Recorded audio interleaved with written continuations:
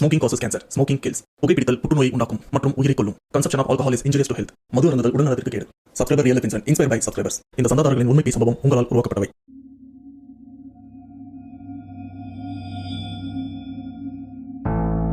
Hi வணக்கம், welcome to channel back to rewind. Subscriber real life இன்சிடென்ட்ல இன்னைக்கு உங்களுக்காக மறுபடியும் ஒரு தரமான உண்மை சம்பவத்தோட தான் வந்திருக்கேன். அண்டு இந்த சம்பவத்தை பற்றி ஒன்லைன் ஸ்டோரி சொல்லணும்னா, இங்கே ஒரு ஸ்கூல் பையன் அவங்க அப்பா அம்மா கூட பாண்டிச்சேரியிலேருந்து கொடைக்கானல் ஒரு ட்ரிப்பு போயிட்டு வரலாம் அப்படின்னு ஃபேமிலியோட போகிறாங்க.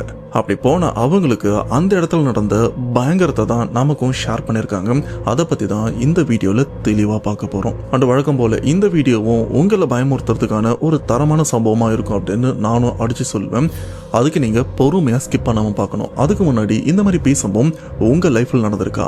அப்படி நடந்ததுன்னா அதை நீங்கள் என்கிட்ட ஷேர் பண்ணணும்னு நினச்சிங்கன்னா டிஸ்பிளேல தெரிகிற இந்த வாட்ஸ்அப் நம்பருக்கு உங்கள் லைஃப்பில் நடந்த அந்த சம்பவத்தை ஒரு வாய்ஸ் நோட்டாக எனக்கு நீங்கள் ஷேர் பண்ணுங்கள். அப்படி நீங்கள் ஷேர் பண்ணுறது உண்மை சம்பவம் உண்மையிலே தெரியலீங்க, அதை நான் கண்டிப்பாக நம்ம சேனலில் போஸ்ட் பண்ணுறேன். ஸோ ஒரு பேசாமல் வீடியோவில் போகலாம். நீங்கள் நம்ம சேனல் புதுசுனா மறக்காம சேனல் சப்ஸ்கிரைப் பண்ணுங்கள், பெல் பட்டன் கிளிக் பண்ணுங்கள். இப்போ நம்ம வீடியோவில் போகலாம்.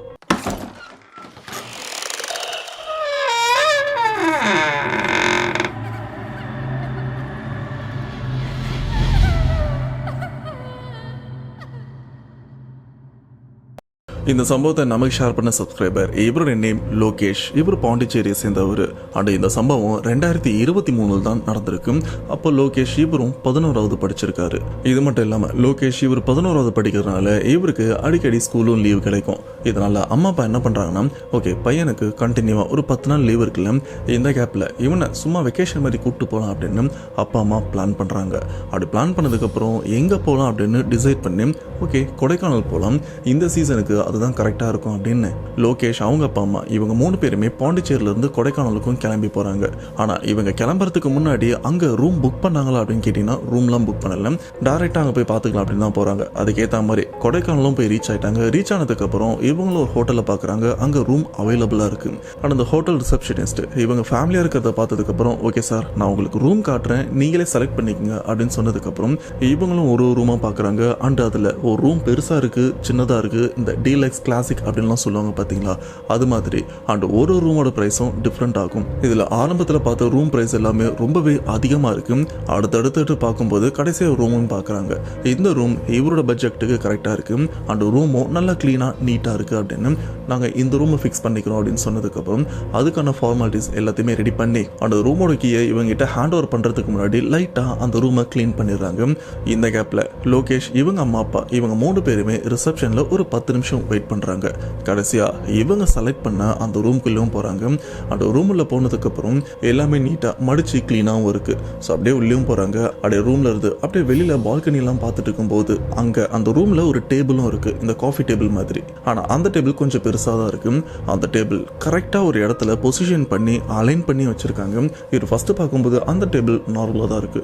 ஆனா ஒரு 2-3 ஸ்டெப் உள்ள எடுத்து வச்சதுக்கு அப்புறம் இதோ ட்ர் அப்படின்னு நகர்ந்த சத்தமும் கேட்குது. என்னன்னு திரும்பி பார்த்தா இந்த ரூம்ல இருக்கிற அந்த காஃபி டேபிள் யாரோ நகர்த்தி வச்ச மாதிரி ஒரு ஷேப்ல இருந்து வேற ஷேப்புக்கு நகர்ந்தும் இருக்கு. இதை பார்த்த லோகேஷ் இவரும் அதிர்ச்சி ஆகிறாரு. பட் இந்த ஒரு விஷயத்த அந்த சமயம் அப்பா அம்மா இவங்க நோட் பண்ணல. இந்த ஒரு விஷயத்த பார்த்த லோகேஷ் இவரும், சரி நம்ம வரும்போது தெரியாதனமா நாம இடிச்சிருப்போம், அதுக்கப்புறம் நகர்ந்திருக்கும் போல இருக்கு அப்படின்னு அவரும் அதை பெருசா எடுத்துக்கல. இதுக்கப்புறம் அந்த ரூம் எல்லாம் சுத்தி பார்த்துட்டு அங்க பால்கனி இருக்கு, அதை அப்படியே வேடிக்கை பார்த்துட்டும் இருக்காங்க. அப்படி வேடிக்கை பார்த்துட்டு கொஞ்ச நேரம் அப்படியே ஒரு 10 நிமிஷம் அங்க இருக்காங்க. அப்படி அந்த பால்கனில இருந்து அந்த கொடைக்கானலோட அழகை ரசிச்சுட்டு அதுக்கப்புறம் அங்கிருந்து உள்ள வரும்போது பார்த்தீங்கன்னா இந்த ரூம்ல பெட் இருக்கு பார்த்தீங்களா, அந்த பெட்டும் பெருசாக தான் இருக்கு. ஆனால் இவங்க உள்ள வரும்போது அந்த பெட்ல இருக்கிற பெட்ஷீட்டாக இருக்கட்டும், அந்த தலைகாணியாக இருக்கட்டும், இது கூடவே டவல் எல்லாத்தையுமே ப்ராப்பராக மடிச்சு அது மேலே அலைன் பண்ணி வச்சிருப்பாங்க. எல்லாமே இப்போ கலைஞ்சும் இருக்கு. அது எப்படி இருக்குன்னு பார்த்தீங்கன்னா, இப்போ ஒரு 2-3 பேர் அதில் படுத்துட்டு அப்படியே எந்திரிச்சு போனால் அந்த பெட்டு எப்படி கலைஞ்சிருக்கும், அந்த மாதிரி ஒரு மாதிரி கலைஞ்சிருக்கிறத பார்த்து இவங்க செம்மையாக ஷாக் ஆகுறாங்க. இப்போ இவங்க இந்த ரூமுக்கு வந்ததுல இருந்து அந்த ரூம்ல எதையுமே இவங்க டச் பண்ணல. ஈவன் இன்னும் பாத்ரூம் கூட யூஸ் பண்ணல. ஜஸ்ட் உள்ள வந்தாங்க, இங்க இருக்கிற எல்லாத்தையுமே பார்த்தாங்க. பால்கனி பார்த்த உடனே அங்கிருந்து அந்த வியூ எப்படி இருக்கு அப்படின்னு பார்க்கவும் போயிட்டாங்க. இந்த கேப்ல டேபிள் நகரதா இருக்கட்டும் அண்ட் அங்க இருக்கிற பெட்ஷீட்லாம் கலையிறதா இருக்கட்டும், இந்த மாதிரி விஷயம் நடந்ததுக்கு அப்புறம் இவங்களுக்கே ஒன்றும் புரியல. என்னடா நம்ம உள்ள வரும்போது பார்த்தது உண்மையா இல்ல கிளீன் பண்ணாத ரூமை நம்ம கொடுத்துட்டாங்களோ அப்படின்னு அவங்களும் யோசிக்க, அண்ட் அங்க இருக்கிற பெட்ஷீட்லாம் ஜஸ்ட் செக் பண்ணி பார்க்குறாங்க. ஆனா எல்லாமே வாஷ் பண்ண மாதிரி தான் இருக்கு, அழுக்கு அப்படின்ற மாதிரி, அதாவது யூஸ் பண்ண மாதிரி எதுவுமே இல்லை. அண்ட் ரிசப்ஷனுக்கும் கம்ப்ளைண்ட் பண்றாங்க. அவங்கள வந்து செக் பண்ணி பார்த்ததுக்கு அப்புறம், இல்ல சார் நாங்கள் நீட்டா ரூம் கிளீன் பண்ணிட்டு தான் உங்ககிட்ட கொடுத்தோம், ஆனா இது எப்படி நடந்ததுன்னு தெரியல, சரி ஒரு 2 மினிட்ஸ் இருங்க இங்கே கிளீன் பண்ணிடுறோம்னு சொன்னதுக்கு அப்புறம் அவங்க கண்ணு முன்னாடியே மறுபடியும் எல்லாத்தையுமே அரேஞ்ச் பண்ணி வைக்கிறாங்க. இப்போ வந்து அவங்களாம் ரூமை அரேஞ்ச் பண்ணி மறுபடியும் கொடுத்துட்டு போறாங்க. அப்போ அந்த மெம்பர்ஸ்லாம் அந்த ரூமை விட்டு வெளியில போனதுக்கு அப்புறம் பார்த்தீங்கன்னா அந்த டோரை க்ளோஸ் பண்ணல, ஆனா ஆட்டோமேட்டிக்கா அந்த டோர் டமால்னு சாத்துது. அதாவது யாரோ ரொம்பவே கோவத்தோட வேகமா அந்த கதவை தள்ளி விட்டா எப்படி ஒரு பெரிய சத்தத்தோட மூடும் அதே மாதிரி. ஆனா அந்த டோர்ல ஆட்டோமேட்டிக்கா டோர் க்ளோஸ் ஆகுற மாதிரி எந்த லாக்கிங் சிஸ்டமும் கிடையாது, ஜஸ்ட் மேனுவலா தான் மூவ் பண்ணணும். இப்படி இதெல்லாம் பார்த்ததுக்கு அப்புறம் லோகேஷோட அம்மா அப்பாவுக்கு ஏதோ தப்பா இருக்கிற மாதிரி இருக்கே அப்படின்னு அவங்களும் அந்த இடத்துல அவங்களுக்கு பிடிச்ச சிவபெருமான ப்ரே பண்ணிக்கிறாங்க.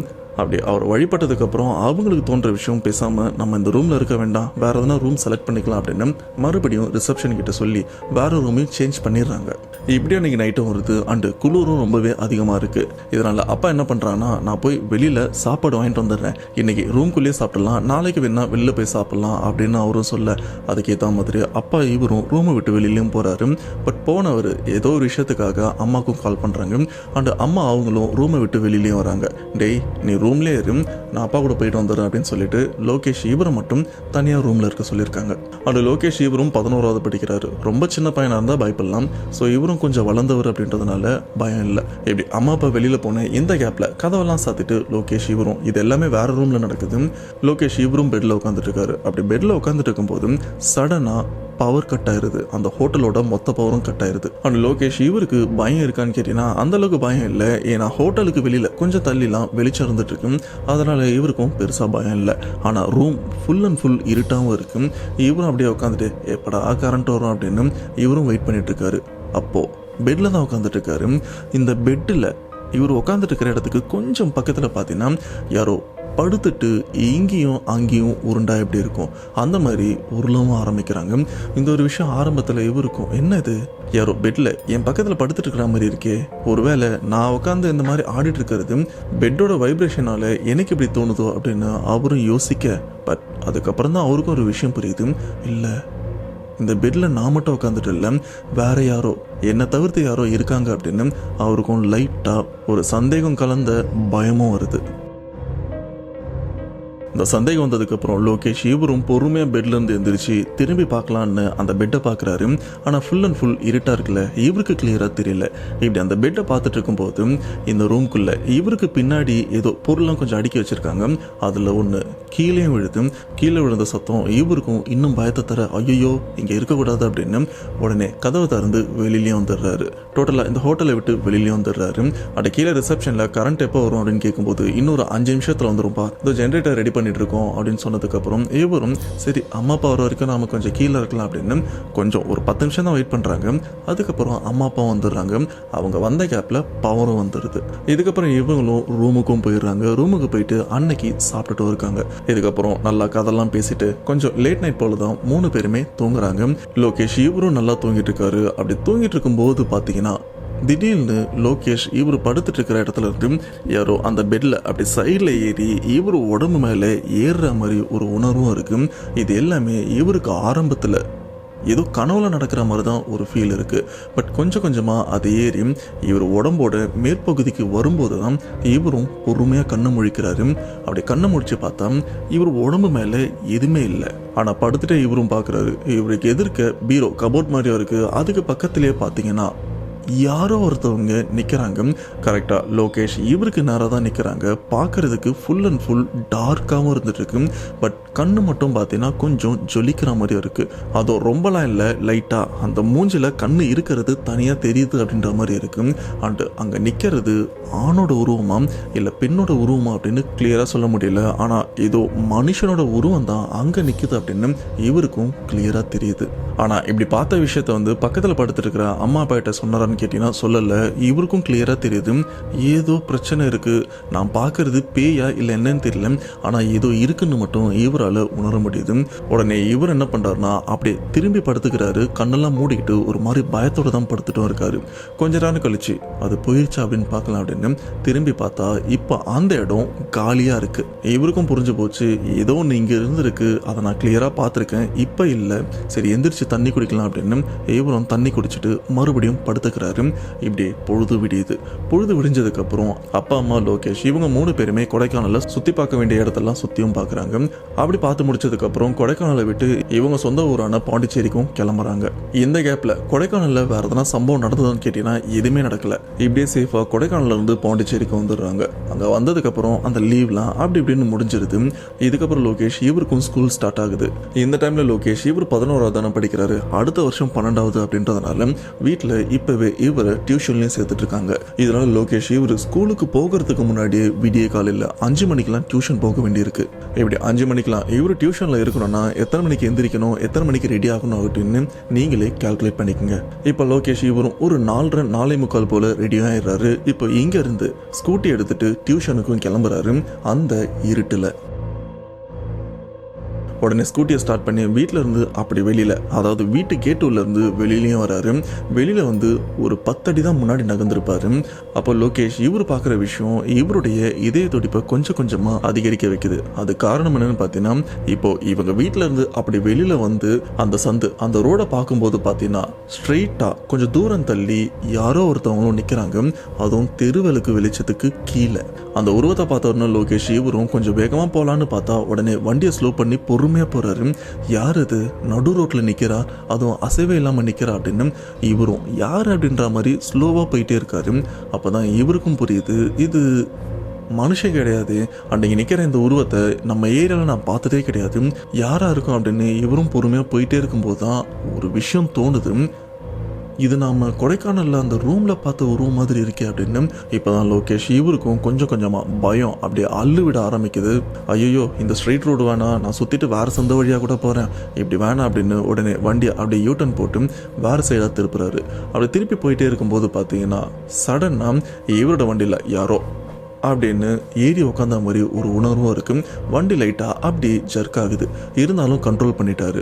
ஆனால் இப்போ வரைக்கும் இவரும் பின்னாடி திரும்பி பார்க்கல. அப்போ லோகேஷ் யோசிச்ச விஷயம் ஒருவேளை எதனா பள்ளத்தில் ஏற்றிருப்பணும், அதனால தான் இந்த ஜர்க்காக இருக்கும், மற்றபடி ஒன்றும் இல்லை அப்படின்னு இவரும் அப்படி முன்னாடி போயிட்டே இருக்கும்போது பார்த்தீங்கன்னா திடீர்னு யாரோ ஒருத்தவங்க கையை அப்படி எடுத்து இவரோட ஷோல்டரில் வைக்கிற விஷயத்த தெளிவாக உணர்றாரு. பின்னாடி யாராச்சும் உட்காந்து அப்படி ஷோல்டரில் கை வச்சா எப்படி இருக்கும், அந்த ஒரு விஷயம் தான் அவருக்கும் அழுத்தமாக இருக்க. லோகேஷ் இவருக்கும் இதே துடிப்பு இன்னும் வேகமாக துடிக்கவும் ஆரம்பிக்குது. ஆனால் இப்போ வரைக்கும் இவருக்கு ஒரு பயமும் இருக்குது. ஐயோ நான் திரும்பி பார்க்க மாட்டேன். அண்டு வண்டி ஸ்கூட்டிலையும் பார்த்தீங்கன்னா முன்னாடி கண்ணாடியும் கிடையாது. இதனால் அந்த கண்ணாடியில் எட்டி பார்க்கலான்னு பார்த்தா அதுலேயும் பார்க்க முடியல. பயம் கொஞ்சம் கொஞ்சமாக அதிகமாக சரி வேகமாக நம்ம டியூஷன் கிட்ட போயிடலாம், எனக்கு சுற்று வட்டாரத்தில் எல்லாருமே தூங்கிட்டு இருக்காங்க, யாருமே வெளியில் இல்லை, நடமாட்டமே கிடையாது, முடிஞ்ச வரைக்கும் டியூஷன் கிட்ட போயிட்டான், அங்கே பசங்களாம் இருப்பாங்க அப்படின்னு இவரும் வேகமாக போகிறாரு. ஆனால் அந்த வேகமாக போயிட்டு இருக்கும்போது அந்த தோலில் போட்ட கை அப்படியே தான் இருக்கு. அந்த அழுத்தத்தை இவரும் உணரும் போது பார்த்தீங்கன்னா அந்த ஏரியாவில் இருக்கிற நாய்ங்க வேகமாக இவரையும் குலைச்சிட்டு வர ஆரம்பிக்குது. நீங்கள் யோசிக்கலாம், எப்பா இப்போல்லாம் பைக் போனாலே நாய் சும்மாவே குலைச்சிட்டு இருக்கு, இதெல்லாம் ஒரு விஷயமா அப்படின்னு. ஆனால் லோகேஷ் இவருக்கு அங்கே இருக்க நாய்ங்க எல்லாமே செல்லப்பிராணி மாதிரி. ஏன்னா ஸ்கூலுக்கு போயிட்டு வரும்போது டியூஷனுக்கு போயிட்டு வரும்போதெல்லாம் பிஸ்கெட்டும் வச்சிருப்பாரு, அங்கே இருக்கிற நாய்களுக்கும் இவரும் போடுவார். இதனால மோஸ்ட்டாக அந்த ஏரியாவில் இருக்கிற நிறைய அந்த தெரு நாய்களுக்கு வந்து லோகேஷ் இவரை நல்லாவே தெரியும். ஆனால் அன்னைக்கு போகும்போது மட்டும் அங்கே இருக்கிற நாய்ங்க லோகேஷ் இவரை பார்த்து குலைக்கல, இவரோட வண்டியை பார்த்தும் குலைக்கல. லோகேஷ் பின்னாடி யாரோ உட்காந்துட்டு இருந்தா அவங்கள பார்த்து குலைச்சா எப்படி இருக்கும். அண்டு ஒரு நாயும் பார்த்தீங்கன்னா அந்த அளவுக்கு வெறியோட விட்டா கொதறி எடுத்துரும் போல இருக்கு அப்படின்னு அந்த அளவுக்கு வெறியோட குலைச்சிட்டும் வண்டியை துரத்திட்டும் வருது. லோகேஷ் இவரும் முடிஞ்ச வரைக்கும் வேகமாக போகலான்னு பார்க்குறாரு. ஆனால் இந்த எண்டில் ஆரம்பிச்ச அந்த நாய்ங்க டியூஷன் ரொம்ப தூரத்தில் இருக்கு, டியூஷனுக்கு கொஞ்சம் தூரம் வரைக்கும் இந்த வண்டியை பயங்கரமாக ஃபாலோ பண்ணிட்டு வந்து அந்த வண்டியை பார்த்து குலைச்சிட்டும் இருக்கு. லோகேஷ் ஆல்ரெடி பயந்து போயிருக்காரு, பின்னாடி யாரோ உட்காந்து அழுத்திட்டு இருக்காங்க. இதில் இந்த நாய்ங்க வேற இப்படிலாம் குலைச்சா பயம் இல்லாமலா இருக்கும். எப்படியோ ஃபைனலாக அந்த டியூஷன் கிட்ட போகிறதுக்கு முன்னாடி அங்கே இருக்கிற நாய்ங்க எல்லாமே கொஞ்சம் அமைதியாக அப்படியே ரிட்டர்னும் போயிடுது. அந்த டியூஷன் கிட்ட வந்ததுக்கு அப்புறம் தான் ஒரு பயத்தோட அப்படியே அப்படின்னு திரும்பி பார்க்குறாரு. ஆனால் பின்னாடி யாருமே இல்லை. அண்டு இந்த இடத்துல அந்த நாய்ங்கெல்லாம் குலைக்கிறத நிறுத்திட்டு போயிருக்கும் பார்த்தீங்களா, அந்த சமயம் லோகேஷ் இவர் பின்னாடி வச்சுட்டு இருந்த அந்த கை சடனாக எடுத்த மாதிரி ஒரு உணர்வும் வந்திருக்கு. அதுக்கப்புறம் தான் கொஞ்சம் ரிலாக்ஸ் ஆகி திரும்பி பார்த்துருக்காரு. இதுக்கப்புறம் வண்டியை ஓரமாக நிறுத்திட்டு டியூஷனுக்கும் போகிறாரு. ஆனால் டியூஷன்லையும் எந்த பிரச்சனையுமே இல்லை. டியூஷன் முடிக்கும் போது ஆல்மோஸ்ட் விடிஞ்சிருச்சு. ஆட்கள் நடமாட்டம்லாம் நல்லாவே இருக்குது. இதுக்கப்புறம் எந்த பயமும் இல்லாமல் சேஃபாக வீட்டுக்கு வந்துடுறாரு. அதுக்கப்புறம் ஸ்கூலுக்கும் போகிறாரு. ஆனால் இந்த பிரச்சனை, இவர் எப்பப்பெல்லாம் டியூஷனுக்கு போகிறாரோ அப்பப்பெல்லாம் கண்டினியூவாக ஏதோ ஒரு உருவம் இவரை துரத்தி வர்றது இவரும் ஒரு சில நாட்களாக இல்லை மாதங்களாக பார்த்தீங்கன்னா நோட் பண்ணிட்டும் இருக்காரு. ஆனால் அந்த சமயம் கொஞ்சம் சின்ன பையன் இதை பற்றி வீட்டில் சொன்னால் புரிஞ்சுப்பாங்களா அப்படின்ற ஒரு விஷயம் கூட இவருக்கு தோணலை. சொல்லப்போனால் ஒரு சில மாசமா அந்த பேய்ங்க கூட தான் இவரும் சுற்றி இருக்காரு. இப்படி ஒரு நாள் வீட்டில் அம்மா அப்பா இவங்க 2 பேருமே ஒரு ஃபேமிலி ஃபங்க்ஷன் அப்படின்றதுக்காக பாண்டிச்சேரியிலேருந்து வேற ஊருக்கும் போகிறாங்க. அன்னைக்கு நைட்டு அம்மா அப்பா 2 பேருமே இருக்க மாட்டாங்க. லோகேஷ் இவரையும் கூப்பிட்டு போயிருப்பாங்க. ஆனால் அவருக்கு அந்த சமயம் எக்ஸாம்லாம் இருந்திருக்கு. இது மட்டும் இல்லாமல் முக்கியமான ஃபேமிலி ஃபங்க்ஷன் போலனா நல்லா இருக்காது அப்படின்னு இவர் ஒரு நாள் தானே பையன் பார்த்துப்பா அப்படின்னு சொல்லிட்டு அவருக்கு சமைச்சு வச்சுட்டு என்னென்ன பண்ணணுமோ எல்லாத்தையுமே பண்ணிட்டு அம்மா அப்பா மட்டும் இப்போ அந்த ஃபேமிலி ஃபங்க்ஷனுக்கும் கிளம்பிடுறாங்க. இப்படி அம்மா அப்பா கிளம்புனதுக்கப்புறம் லோகேஷ் இவர் மட்டும் தான் வீட்டில் இருக்காரு. இவருக்கும் கொஞ்சம் போர் அடிக்குது. உடனே ஃபோன் எடுக்கிறாரு. ஃப்ரெண்டுக்கும் கால் பண்ணி போர் அடிக்குது என்ன பண்ணலாம் அப்படின்னு கேட்க, டேய் அதான் வீட்டில் அம்மா அப்பா இல்லைல்ல, வா வெளில போகலாம் அப்படின்னு சொல்லி ஃப்ரெண்டு லோகேஷ் இவரை கூட்டிட்டு பாண்டிச்சேரி இருக்கிற அந்த பீச் அந்த சைடில் பார்த்தீங்கன்னா ஒரு பர்டிகுலர் இடத்துல போட்டு அந்த காலத்தில் இந்த சரக்குலாம் இறக்கி வைப்பாங்களாம். அப்படி ஒரு லொக்கேஷன் அந்த இடத்துலையும் இருக்கு. லோகேஷ் அண்ட் அந்த ஃப்ரெண்டு 2 பேருமே பைக்கில் இப்போ அந்த லொக்கேஷனுக்கும் போகிறாங்க. அண்ட் அங்கேயே கொஞ்சம் டைம் ஸ்பெண்ட் பண்ணுறாங்க நைட்டு ஃபுல்லாக.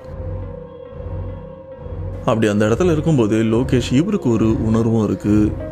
யாரோ தூரத்துல இருந்து இந்த இடத்துல இருந்து என்ன ஏதோ பார்த்துட்டு இருக்கிற மாதிரி இருக்கே அப்படின்னு இவருக்கும் ஒரு உணர்வு இருக்கு. சுத்தி பார்க்குறாரு. ஆனா யாருமே இவரை பர்டிகுலரா நோட் பண்ற மாதிரி தோணல. இது மட்டும் இல்லாம அங்க இங்கன்னு ஒரு சில பேர் ஆட்கள் இருந்துட்டு தான் இருக்காங்க. ஆனா அவங்க எல்லாருமே அவங்க வேலையை தான் பார்த்துட்டு இருக்காங்களே தவிர யாருமே லோகேஷ் இவரை நோட் பண்ண மாதிரி இல்லை. ஆனா இவருக்கு தோன்ற விஷயம் இல்லை, இங்கே யாரோ இருக்காங்க என்னையே பார்த்துட்டு இருக்கிற மாதிரி என் உள்ளுணர்வு சொல்லுது அப்படின்னு அவருக்கும் தோண. இதுக்கப்புறம் லோகேஷ் அவரோட ஃப்ரெண்டு 2 பேருமே அந்த இடத்துல மொபைலில் ஃபோட்டோலாம் எடுக்கிறாங்க. அந்த ஃபோட்டோ எடுத்து முடிச்சதுக்கப்புறம் நடு ராத்திரி தான் அந்த பீச்சில் இருந்து அந்த இடத்த விட்டு இவங்களும் வீட்டுக்கு போகலான்னு கிளம்ப லோகேஷ் இவர் தான் பைக் ஓட்டுறாரு. அந்த நண்பனை அப்படியே வீட்டில் விட்டுட்டு இப்போ லோகேஷ் இவரும் வீட்டுக்கு கிளம்பி போகிறாரு. அதுவும் நடு ராத்திரி லோகேஷ் இவர் மட்டும் தான் தனியாக போயிட்டே இருக்கும்போது திடீர்னு ரோட்டுக்கு குறுக்க யாரோ வந்த மாதிரியும் இருக்கும். கொஞ்சம் தூரம் தான். ஆனால் அங்கே நிற்கிற உருவம் ரொம்பவே தெளிவாக தெரியுது. இவர் அந்த ஃப்ராக்சர் ஆஃப் செகண்ட்லேயே முடிவு பண்ணிட்டாரு, இந்த உருவம் வேறு எதுவுமே இல்லை, இத்தனை நாள் நம்மளை ஃபாலோ பண்ணிட்டு இருக்கிறது. கொடைக்கானல்ல இருந்து ரூமில் பார்த்ததுலேருந்து நம்ம வீட்டு முன்னாடி நின்று அதே உருவம் தான் இப்போ இங்கே இருக்குது அப்படின்னு அதை போய் இடிச்சிட போகிறோம் அப்படின்ற ஒரு பயத்தில் வண்டியை சடன் பிரேக் போடுற மாதிரி பிரேக் போட்டிருக்காரு. டிஸ்க்கு லாக் ஆகிட்டு இருக்கு. இதனால் அந்த இடத்துல கண்ட்ரோல் மிஸ் ஆகி கீழே விழுந்துடுறாரு. கீழே விழுந்ததில் லைட்டாக அடிபட்டிருக்கு. அண்டு விழுந்தவர் அப்படியே அந்த இடத்துல தான் படுத்துட்டும் இருக்காரு. என்னன்னு பார்த்தா கீழே விழுந்ததுல கால் அடிபட்டிருக்கு. எலும்புலாம் உடையில கீழே விழுந்த அதிர்ச்சியில் கொஞ்ச நேரம் அந்த வலி இருக்கும் பார்த்தீங்களா, அதிகப்படியான வலி. அந்த மாதிரி கீழே விழுந்ததில் சடனாக இவரால் எந்திரிக்க முடியாமல் தான் படுத்துட்டும் இருக்காரு. அப்படி அந்த இடத்துல படுத்துட்டு இருக்கும்போது பார்த்தீங்கன்னா இவருக்கு பின்னாடி இருந்து அப்படின்னு ஒரு சத்தமும் கேட்க, என்னடா பின்னாடி இருந்து உசு உசுன்னு சத்தம் கேட்குதுன்னு திரும்பி பார்த்தா அங்கேருந்து ஒரு பாம்பு அப்படியே நெளிஞ்சிட்டே வருது. லோகேஷ் இவரும் எந்திரிச்சு ஓட ட்ரை பண்ணுறாரு. எந்திரிச்சு நிற்கலான்னு ட்ரை பண்ணால் வலி உயிர் போகுது. அந்த இடத்துல மறுபடியும் விழுந்துடுறாரு. ஸோ இவருக்கும் புரிஞ்சு போச்சு இது நம்மளை கொத்த போகுது அப்படின்னு. அப்படி வந்தால் அந்த பாம்பு பொறுமையாக இவரோட கால் மேலேயும் ஏறுது. அப்படி ஏறும்போது முடிஞ்ச வரைக்கும் இவரும் அசைவு கொடுக்காம இருக்கலாம் அப்படின்னு ட்ரை பண்ணுறாரு. அப்போ அந்த ரோட்டில் பார்த்தீங்கன்னா யாரோ ஒருத்தர் தனியாக நடந்து வந்துட்டு இருக்காங்க. அப்படி நடந்து வரவங்க பார்த்தீங்கன்னா நல்லா போல்டாக கம்பீரமாக நடந்து வர விஷயத்த இவரும் பார்க்குறாரு. அப்படி வந்தவர் அந்த ஏரியா ஆளு போல இருக்கு. சட்டெல்லாம் எதுவுமே போடாமல் இருக்காரு. ஏன்னா நைட்டு தூங்கும் போதும் மோஸ்ட்டாக சட்டை போடாமல் வெளியிலாம் சுற்றுவாங்க பார்த்தீங்களா, அந்த மாதிரி தான் அந்த இடத்துல ஒருத்தர் சுற்றிட்டு இருக்க. அந்த நபர் லோகேஷ் இவர் கீழே விழுந்திருக்கிறத பார்த்து இவர் கிட்டே வராரு. அண்ட் இவர் மேலே ஏறி இருக்கிற அந்த பாம்பை அப்படி பார்க்குறாரு. எடுத்து சாதாரணமாக ஏதோ கம்பு எடுத்து போடுற மாதிரி அந்த பாம்பை எடுத்து அப்படியே தூக்கி ஓரமாக சைடில் போடுறாரு. உடனே லோகேஷ் இவரும் அந்த உருவம் இருந்ததே இருக்கா அப்படின்னு திரும்பி பார்க்கும்போது அந்த இடம் காலியாக தான் இருக்கு.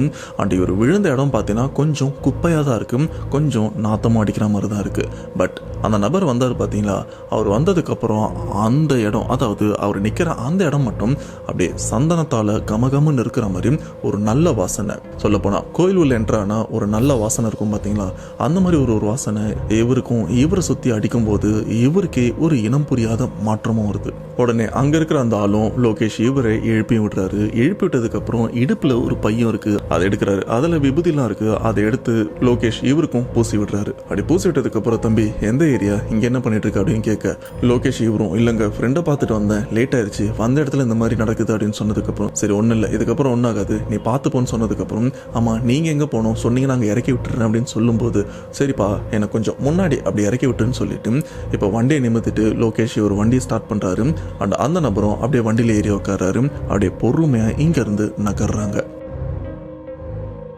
இப்படி அவங்க பொறுமையாக போயிட்டு இருக்காங்க. லோகேஷ் இவருக்கும் ஒரு பயம் இருக்குது, மறுபடியும் அந்த உருவம் வந்துருமோ அப்படின்ற மாதிரி.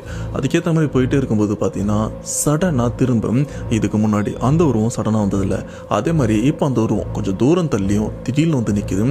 இதை பார்த்ததுக்கப்புறம் லோகேஷ் இவரும் வண்டி அப்படின்னு நிறுத்திட்டு ஒரு மாதிரி கை கால்லாம் உதிர்ற மாதிரி நிற்கிறாரு. அந்த பின்னாடி உட்காந்துருக்குறோம், ஏன் தம்பி பயப்படுற, ஓ அதை பார்த்து பயப்படுறியா, அதெல்லாம் ஒன்றும் இல்லை நீ போ நான் பார்த்துக்கிறேன் அப்படின்னு சொன்னதுக்கப்புறம் லோகேஷ் இவரும் பொறுமையாக எதுவுமே பேசாமல் வண்டியை மறுபடியும் பொறுமையாக ஓட்ட ஆரம்பிக்கிறாரு. ஆனால் லோகேஷ் ரொம்பவே பயந்துருக்காரு. மறுபடியும் முன்னாடி போயிட்டே இருக்கும்போது இவர் அறியாமலே பிரேக்கை சடனாக போட்டுறாரு. அதாவது சடன் பிரேக் போட்டதுக்கப்புறம் மறுபடியும் வண்டி கீழே விழுது. அப்படி கீழே விழும்போது பார்த்தீங்கன்னா லோகேஷ் இவரும் கீழே விழுந்துடுறாரு. அந்த பின்னாடி இருக்கிறவருக்கு என்னாச்சு அப்படின்னு திரும்பி பார்க்கும்போது வண்டியும் இவரும் கீழே விழறதுக்கு முன்னாடி அந்த பின்னாடி உட்காந்துட்டு இருந்தா அந்த நபர் வண்டியில வராத மாதிரி கீழே ஸ்டெடியா நிக்கிறாரு. அதாவது எந்த தடுமாற்றமும் இல்லாம ஸ்டெடியா நின்று இருக்காரு. அப்படி நின்று அவரு பார்க்குற பார்வை நம்ம லோகேஷ் இவரை கிடையாது, எதிர்க்க நிற்கிற அந்த உருவத்தை தான் ஒரு மாதிரி பார்த்துட்டும் இருக்க. ஆல்ரெடி லோகேஷ் இவருக்கு காலில் அடிபட்டிருக்கு. இப்போ கீழே விழுந்ததுக்கு அப்புறம் மறுபடியும் அதே இடத்துல அடிபட்டு அவரு அந்த இடத்துல கீழே விழுந்தும் இருக்காரு. அப்போ இங்கே நிற்கிற அந்த நபர் அப்படியே நடந்து போயிட்டு முன்னாடி நிற்கிற அந்த உருவத்தோட தலைமுடியா அப்படியே பிடிக்கிறாரு. அப்படி பிடிச்சதுக்கு அப்புறம் தான் லோகேஷ் இவருக்கும் தெரியுது அங்கே நிற்கிறது ஒரு பெண்ணுடைய ஆன்மா அப்படின்னு.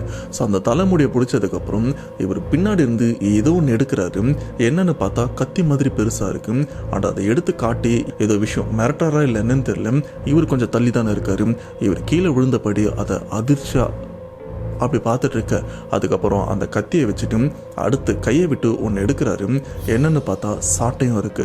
அந்த சாட்டை எடுத்து அங்கே இருக்கிற அந்த உருவத்தை முடிய பிடிச்சிட்டு பலார் பலார்னு அடிக்கவும் ஆரம்பிக்கிறாரு. ஆனால் அதில் ஒரு வார்த்தை மட்டும் தான் கிளியராக கேட்டுது, எதுக்கு நீ அவனை சுற்றிட்டு இருக்க, மரியாதை அவனை விட்டு போயிரு, இதுக்கப்புறம் உன்னை பார்த்தனா இந்த இடத்துல உன்னை அடிச்சிருவேன் அப்படின்னு சொல்லி அடிக்கிறாரு. இந்த ஒரு வார்த்தை மட்டும் தான் லோகேஷ் அவருக்கும் கேட்க.